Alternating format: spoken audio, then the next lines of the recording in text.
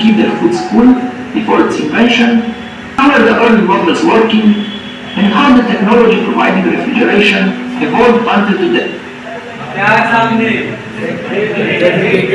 इसी को ही फ्रिज बोलते हैं और यही रेफ्रिजरेटर है।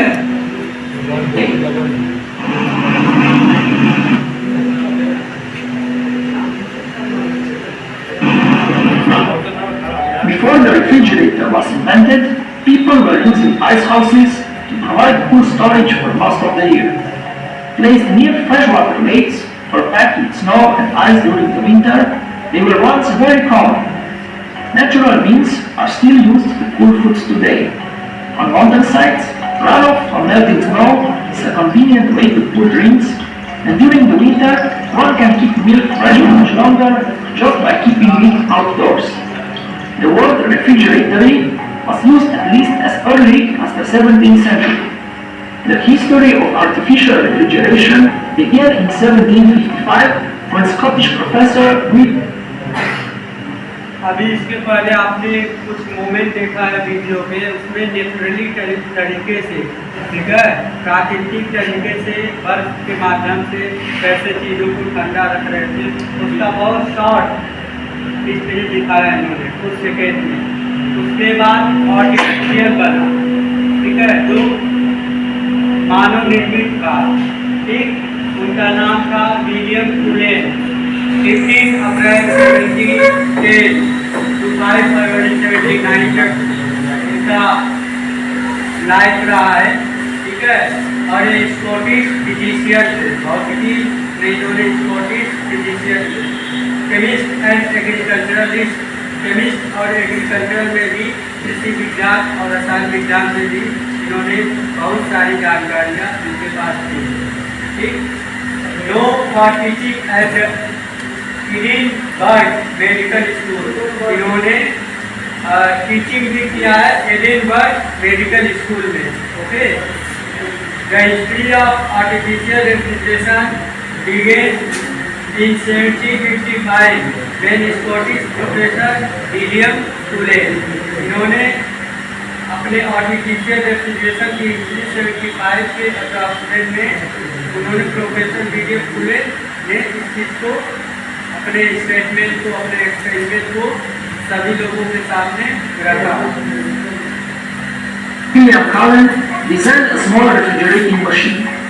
Cullen used a pump to create a partial vacuum over a container of tire ether, which then boiled, absorbing heat from the surrounding air. यह जो एक्सपेरिमेंट इन्होंने किया है, एक कंटेनर को इन्होंने लिया था और उसमें अमाउंट ऑफ आइस एड कुछ बर्फ के टुकड़े को इन्होंने as practical application at the time, उस समय पे प्रैक्टिकली उन्होंने बर्फ के टुकड़े को लिया और उस कंटेनर में रखा और कुछ इस तरीके से उसकी वर्किंग नहीं दे सके, अभी आपके डायग्राम में है।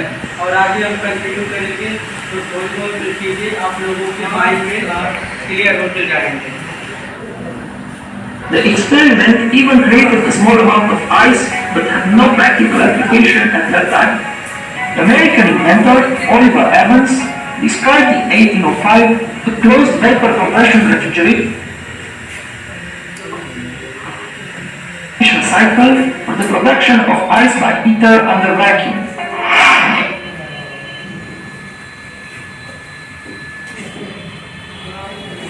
अमेरिकन जो अभी आपके सामने भाई साहब दिख रहे हैं, ठीक है, एक ओलिवर इवेंट्स है, जिनकी बर्थ 13 सितंबर 1755 एंड 15 अप्रैल 1819 में हो गया है, ठीक है।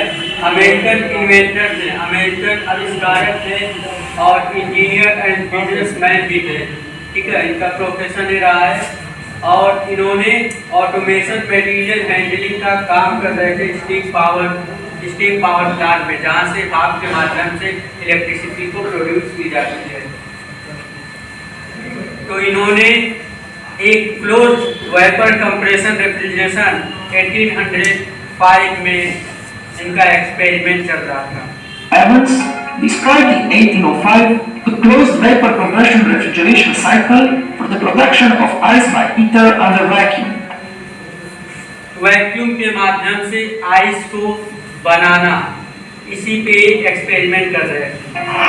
In 1820, the British scientist Michael Faraday, you know everyone also known as Michael Faraday, आपने सुना होगा माइकल फैराडे का नाम, ठीक। 22 सितंबर 1791 को इनका जन्म हुआ और 25 अगस्त 1867 एक्सपायर हो गए। इन्होंने इतने के बीच जो योगदान दिया फिजिक्स में वह आपके सामने है।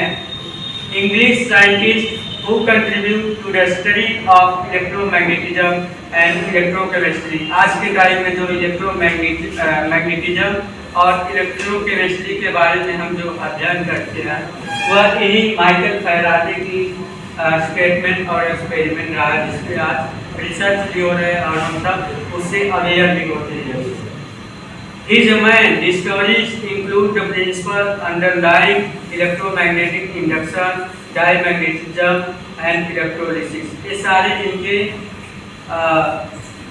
एक्सपेरिमेंट के और इनके स्टेटमेंट के सब्जेक्ट रहे हैं। In 1820 the British scientist Michael Faraday liquefied ammonia and other gases।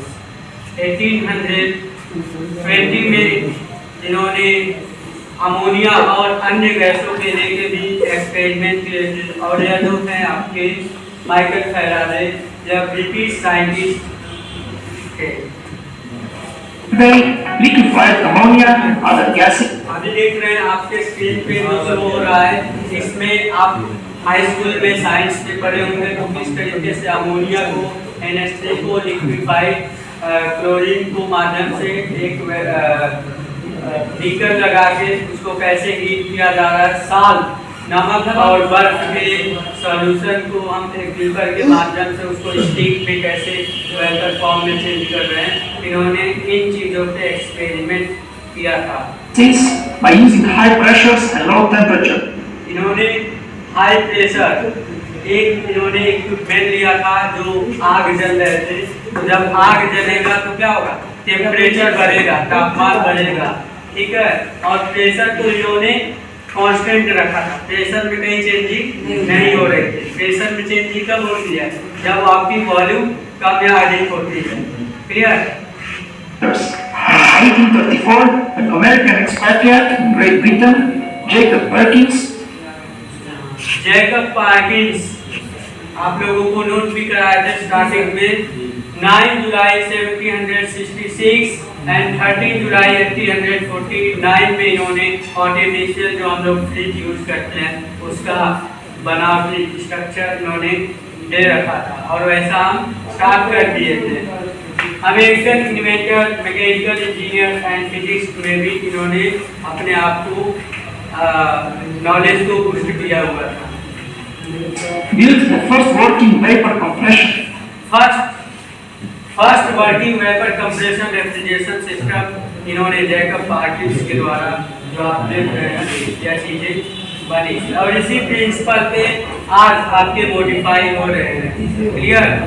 Refrigeration system अभी आपके सामने जो ये स्क्रीन पे शो हो रहा है ये कंप्रेसर है। क्लियर।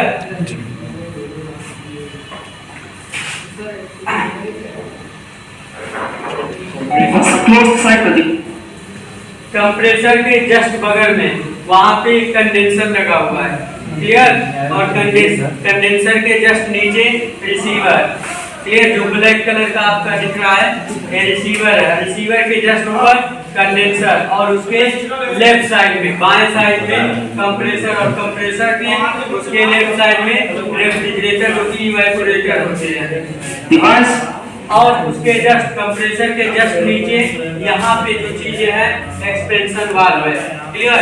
यहीं से पूरी रेफ्रिजरेशन प्रोसेस हमारी क्रिएट होती है और जो खाद्य मटेरियल हम रखते हैं वह ठंडा रखता है। That would operate continuously। A similar attempt was made in 1842 by an American physician। उसके बाद आपके जोहन गिरी आए, आप कॉपी में नोट किए होंगे। ठीक है। इनका जो जन्म था वो 3 अक्टूबर 1803 और इनका जीवन काल 29 जून 1855 तक रहा है। ये भी American physician, scientist, inventor and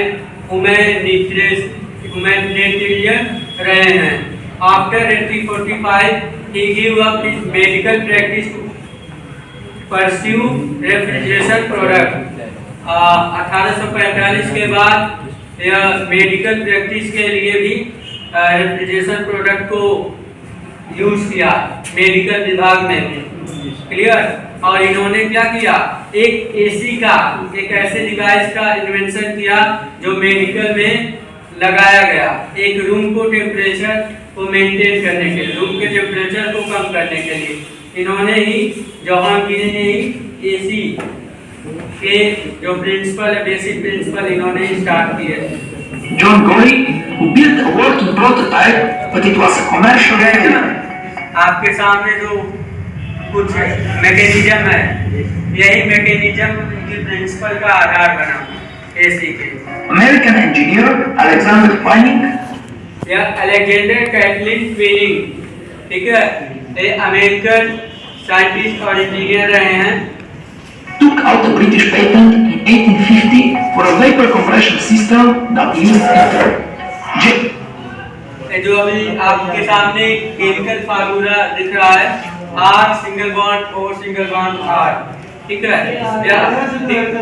ये आपके James Harrison, a Scottish Australian, built the first practical vapor compressor.